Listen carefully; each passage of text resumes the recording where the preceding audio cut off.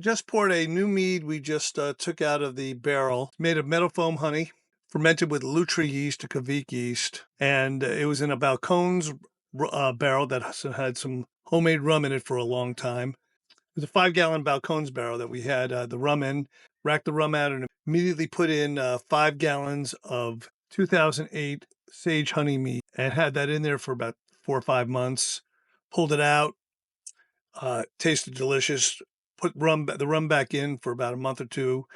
Pulled the rum out and immediately put in this Meadowfoam honey mead with fermented with Lutri yeast and had that in for 6-8 months.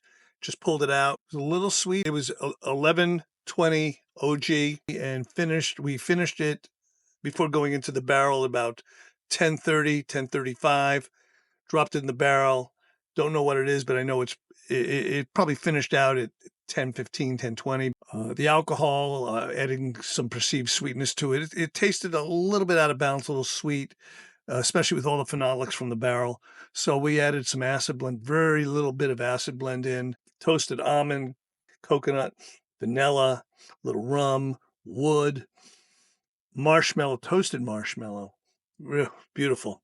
Anyway, let me try it.